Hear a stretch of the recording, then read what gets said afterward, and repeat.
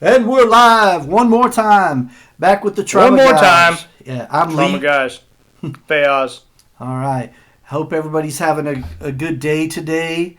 It was nice weather here in Texas. A little warm, but keeping up. All right. So, This is wrong. Now my biceps are social distancing. You see how that works? Yeah. I'm so so proud of my arms. Everybody's thinking, you're so proud of your arms, man. They're not even that big. I know. I just like flexing. Yeah, that's all it is. all All right. right. Well, what we're going to do is we went over a documentary that happened quite a while back, actually, about 7-8 years ago, called "This Is Hannibal." It's a sport short. It's a really great documentary. It's basically kind of like a human interest piece if you think about it. Hmm. It it talks about a guy in his struggle to want to be a professional wrestler and the Yep. ups and downs of his career and things that happened to him. It has all those things in it that you go, wow, man, this would, wow, this really sucks. Or it gives you those up moments. It gives you those down moments. You feel every kind of thing that he's going through in this documentary. Now, if you don't want to listen to us do this review or talk about it, we will have the link for the documentary down below. It's called Yes. "This Is Hannibal." All right. It's now Hannibal. But He also has a Great North Wrestling and a Hannibal TV that he does now, which is stuff on YouTube, and he's got social media platforms and things. I've been reaching out to Devin as of lately. I told him we were going to talk a little bit about him, so I hope you enjoy this. I hope he enjoys this. So this is the Trauma Guys, how we thought, and what we think about This Is Hannibal. So yeah, definitely. Definitely. So I didn't know too much about him. You brought him up to me. You kind of turned me on to him. So, I went down the rabbit hole, man. I had to see, what you were talking about there. And I found this documentary and I watched it. And I was completely fascinated by it, man. This guy's pursuit, his passion for it, his want to do it.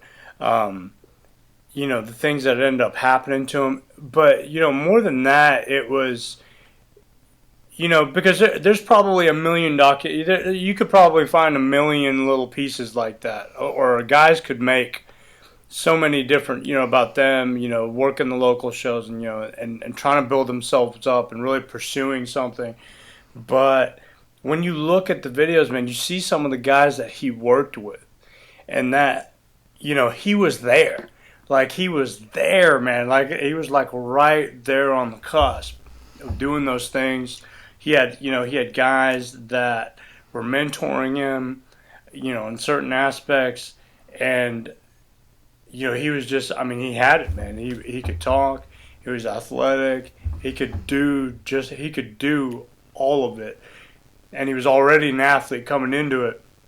I mean, I was, it was weird. I was kind of shocked that, you know, I'd never seen the guy before. yeah, You'd kind well, of yeah, you'd kind of opened me up to him there.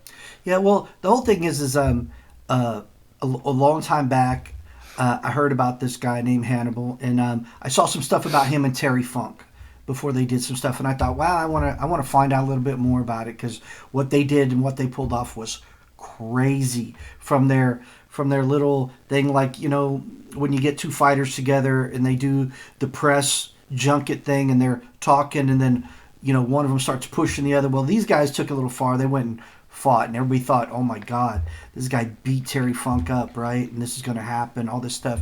That's kind of where I fell into it and started finding out about Hannibal and what was going on. And he the whole thing is when this documentary started and it showed that he would had an amateur wrestling background and he was really great athlete in high school. And he was 17 when he decided to become a professional wrestler, and they gave him this shot on a show they were trying to do on MTV. Since WCW had just went under, they were trying to do this new thing. So Eric Bischoff and I think it was Jason Hervey, the guy from Wonder Years, the older brother. Oh yeah. Fred Savage's older brother. That Yeah, was yeah, Jason yeah, yeah. Hervey. So him and Eric Bischoff have a partnership. They do stuff. They do all types of different things. So um, I know a lot of people don't know that Jason Hervey's been involved in wrestling and stuff for quite a while. He's actually been a big fan, but they were putting this show together, and Devin had a chance to be a part of it. Well, they liked his look, and like he said, he'd never professional wrestled before. He would just had an amateur background, but he always loved wrestling. And he fell in love with it even more doing that. So, like Teddy Hart, who's part of the Hart family, his Right. family's been at it for a long time. He's one of the probably third generation wrestlers off that family, third or fourth. Who knows how far that lineage will go, but they're all from Canada. So Teddy Hart kind of became one of those guys, and Teddy Hart was young, and they were trying to push him as well, and. And then they told him, "Oh yeah, this once this pilot's over, once it gets picked up, you're definitely going to be a part of it." So he went back to Canada, and he said a whole nother area from where he was from to stay because he wanted to train and whatnot. And then it didn't get picked up. So here he was, Yeah. far from home. Didn't take the scholarship because he had a scholarship to college for wrestling. Right. And he gave up everything he had for professional wrestling, and he gave his whole body and his life and everything he had to it. And much respect for that because, I get it. A lot of love and passion for something that you want to do and be a part of. I mean, I totally know where he's coming from. I've given up some things in life for other things and finally had to realize maybe I need to do something different again. So Right. I totally understand. Definitely. Definitely but that's what really got me about it was his passion for all of it and his passion to just want to do it and want to go at it, and then him getting the tryout call and then getting the tryout, him getting the contract, and then all of a sudden it was rescinded. It was rescinded based on a blood test, and then unfortunately, a lot of his life ends up being centered, around, that unfortunate mishap. You know what I mean? And, and if, he's saying Abdullah Butcher knew and still wrestled that way anyway. Yeah. And that's, and that's, man, that's just, that's a shameful thing to do, man. It's like, Well, not just that though. He considered Abdullah to be a mentor. He's been doing lots Right. of matches with him. He said, and the man he said I was his protege. Yeah. He was like somebody he looked up to, and for him to do that, especially this guy's a young up and coming wrestler. You've already had your time. Abdullah's time had come and gone. It was kind of. He was doing these things because that's what Abdullah was known for, was these violent death match type things, crazy. But to cut yourself is one thing, but to cut somebody else with that same blade that you just used in your head, and plus you're bleeding, and you're bleeding into this person as well, that can't be sanitary, and that's why, that's why fighters, like in the UFC and things, have to take blood tests for everything. Yep. They got to do blood tests. And if their blood test isn't right, they don't get to fight. And Right. they do it for amateurs now too, MMA guys, because we have a fighter, Kevin, who every time Kevin fights, he has to go get a blood test before he can do an amateur MMA fight. He has to go do his blood test again, and it has to be sent in wherever he goes. So we completely understand that. And, these guys, for safety reasons, I think... and I think he brought a lot of light to the fact that there needs to be more precaution in that area, but there also needs to be people that, okay, we're going to go this far and we are going to be bloody, but have you had a blood test lately? I think that should be a thing for those guys, because I get they're not getting paid much and whatnot, but at the same time, safety is at all precautions, especially for what he went through. Because he went through hell because of this. I mean, literal hell. Now, I don't know, like, now, in those shows, because they're the smaller shows, I don't know how much time those guys actually have. right? I don't know if they get there and, hey, you're going to be with this guy and this is what you're going to do. I don't know if that's what it is. Um, Well, I'm pretty sure but with him. if you yeah, but I mean if like I said, I don't know, but if that's what if you know you're going to be with a guy that's what he's known for, bleeding and cutting, whatever it may be, right? However he gets the blood to come out, if he's if he's going to cut you, if he's going to cut himself, whatever it is that offhand, you go, hey man, you can talk to the promoter and go, hey, has he had a blood test? Because if he hasn't, then we can still do this, but we're just not going to do that, right? We're not going to take it to that extreme. Yeah, I mean, that's probably more now, but during the time that he was doing this, he probably didn't think about it because he trusted the man. Right. Like I said, he trusted this man, and this man kind of led him down the path. Now, he had, and the whole fact that I'm happy that things are starting to, he's finally getting, the lawsuit settled and stuff with Abdullah the Butcher, and Abdullah finally went and did the blood test, because for years he wouldn't do it. He wouldn't do it. He refused to. Yeah, that is correct. So he wouldn't do it. He kept saying he wasn't. Now he had another. He became a promoter, as well as he was trying to do a lot of other things and taking treatments that were killing him. And I understand about treatments that almost kill you, because I've been through cancer a few times. I know what hell is, and chemotherapy and things getting not a needle stuck in my liver like him. But I know somebody close to me who went through that same thing.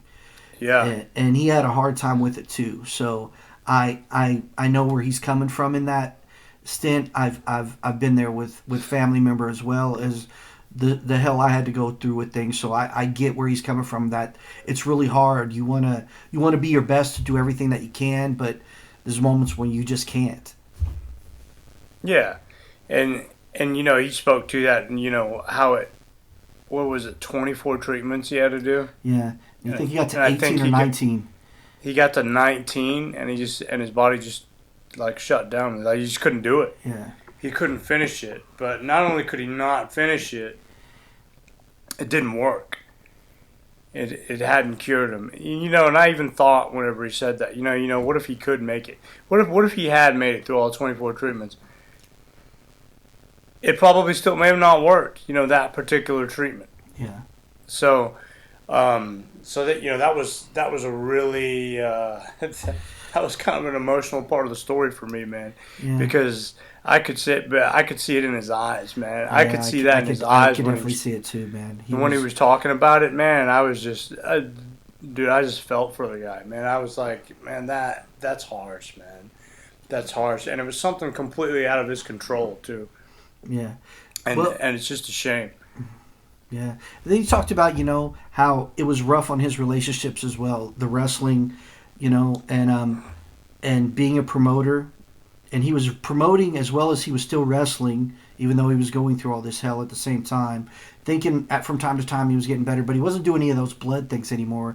He was just doing regular matches with people, Yeah, for sure. And he was losing hundreds of thousands of dollars on these events, and I know where that comes from in a different manner, because I used to promote at music venues and rock shows and tours, as you know, and you make money on some and you don't make some on others. That's why it's kind of like the gamble. Is this one going to make more than that one to cover what I lost from this last one? So I understand, and when I got out of all that stuff, I love it, and I love some of the people in it still, but just like him, he loved it. And when he did his last match and he retired, he said, I'm done wrestling. I can understand, because when I was done, I did my last part of a tour with somebody and helped a couple of bands out here and there, and I was like, I just can't do it anymore. I love it, and I love it, but I just can't. I got to go do something that's a little more stable and financial for the things I need. So right, and I think he still would throw, afterwards he still throw 1 or 2 events a year, and make sure that he didn't lose a bunch of money on them, and make sure that they were just fun events, so that way he could still keep his hand in it, that sort of thing. And then he found some new experimental treatment, and so it's kind of where that leaves off, right? You know that finally Abdullah the Butcher produced a blood test, after they went back to court, and after they the lawsuit reinsued. I mean, that whole thing was crazy by itself. But then, just him getting better. Yeah. Well, and, him Superstar going through Billy the Graham. treatment. Superstar Billy Graham had hepatitis C. He had to go through it too. I guess a lot of wrestlers, some of them, maybe it was from trading needles back in the day for steroids. For some of them, for Hannibal, not so much. His was a total different thing, and he also seemed to be the guy that wasn't like those other guys. He was determined to be successful. He wanted to be in the WWE, which is why he went through all those treatments, man. Because he was like he didn't care, man. He didn't care that it was wrecking his body or whatever it was doing. He's like he was so relentless in that pursuit of wanting to get there because he was almost there. He was so relentless in that pursuit that he was willing to just destroy his body to get better, because he knew that once he got better, man, I can just build myself right back up, and I'm going back to the big show. I'm going to make it there. Yeah, and I have much respect for him. Watching what he went through, how much he loved what he does and still does. I mean, today he's got Great North Wrestling is his promotion, and he doesn't do much with that, but he does a lot of stuff with Great North Wrestling and Hannibal TV, where he does interviews with stars from the past and shoot interviews. And if you don't know what a shoot interview, it's them just going straight about the truth about how things happen. Some people don't know what that word means. You say that and they look at you like, what are you talking about? That means it's off the cuff and you're just going to answer everything and be as honest as possible with it. So he's got a lot of great content on his channel. I really enjoy it. I'm a fan, so hearing some of those old stories and things that I've heard about but wasn't sure if it was necessarily true. I think he's still pretty young, though, isn't he? Oh, yeah, he's in his 30s, so he's he's in his 30s. I'm thinking, man, this guy could get picked up, if he wanted to. Yeah. If he wanted to do it, man, I could see him on like an AEW show. Yeah. Or at least Impact. Or an Impact show, an AEW show, man. That would be, that would be so cool to see, man. Yeah. That would be so cool to see. Yeah. Well, if you liked what we had to talk about, great. If you haven't seen This Is Hannibal, please do. It's a great story. Like I said, it is an older documentary. It's not like it was brand new. It's something that I've always enjoyed, and I had watched it before. I just turned Fayaz onto it. He didn't know who Hannibal was. Now he's a fan. He wants to know a little bit more about Devin and what's going on. I'm running down the rabbit hole, Devin.